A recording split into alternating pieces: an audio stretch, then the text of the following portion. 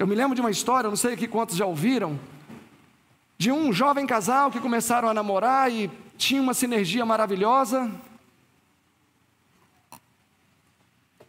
Casaram-se, iam para a festa, curtiam, e era uma coisa linda. Dançavam, e aí o que aconteceu? Essa mulher acabou aceitando o cristianismo, e mais especificamente o adventismo. E ela amava muito o marido e pensava, poxa, o meu marido nunca vai aceitar, porque ele gosta da noite, igual eu gostava, etc. E aí devagarzinho ela foi tentando introduzir ali o evangelho, e ele nunca aceitava. E aí ele brigava quando ela ia à igreja, e aí ele começou a ficar violento, começou a ficar agressivo, e muitas vezes ele chegou a agredir fisicamente, e ela mantendo ali a postura dela quietinha, fazendo o possível para poder alcançar aquele homem para Jesus, porque quando se conheceram era em outro contexto. E com isso eu não estou incentivando ninguém aqui a apanhar e ficar quieto, tá? Só estou trazendo aqui para vocês essa história para reflexão, e talvez o resultado na história dessa moça não vai ser o resultado de outras pessoas.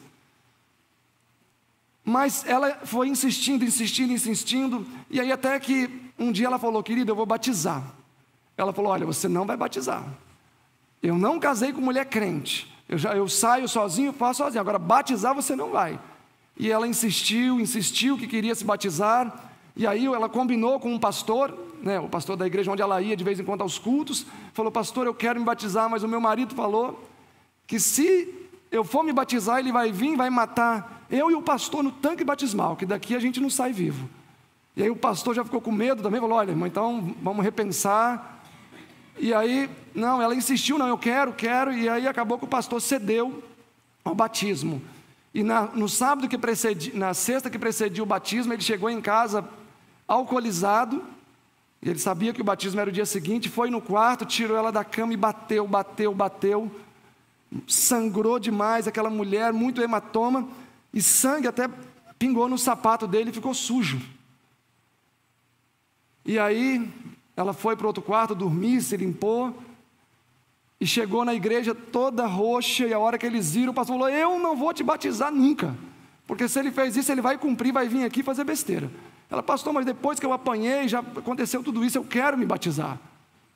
Aí ele concordou de batizar, colocou 2 anciãos lá na porta, para se ele viesse ali, eles tentarem fazer alguma coisa, né? Ela falou, eu acho que ele não vai vir, ele só estava blefando, porque ele fez isso comigo porque ele estava bêbado, então eu acredito que ele não vai vir aqui fazer nada com a gente. E aí, aquela mulher, antes de ir para a igreja, ela fez o que ela sempre fazia, toda vez, desde o começo do casamento. Que ela limpava, ele trabalhava com um tipo de trabalho que sujava o uniforme, ela limpava o sapato dele e deixava o café da manhã em cima da mesa, que ele sempre saía muito cedo. E aí de manhã, naquele dia, quando aquele cara acordou, já arrependido de ter quase matado a esposa de bater, ele foi na cozinha, estava o café da manhã em cima da mesa, e ele olhou no canto da porta, estava o sapato limpo lá, que estava sujo de sangue dela. Ela limpou o sapato e colocou lá no cantinho. E isso ela já fazia sempre. E aí a hora que chegou próximo à hora do batismo, estavam lá na frente, os anciãos veem um indivíduo vindo andando lá de chinelo com um sapato na mão. E aí já tremeram nas canelas, fala, ixi, é o cara lá, vem ali. E aí o pastor já ficou naquela tensão, e eles ficaram ali com certa comoção, mas quando ele chegou, ele estava com um semblante muito suave, muito calmo, tranquilo. E ele, não, eu só quero falar com o pastor, só quero falar, eu não vou fazer nada, estou tranquilo. E aí eles deixaram ele passar, ele veio caminhando pelo meio da igreja, igual o Samuel ali, com o sapato na mão.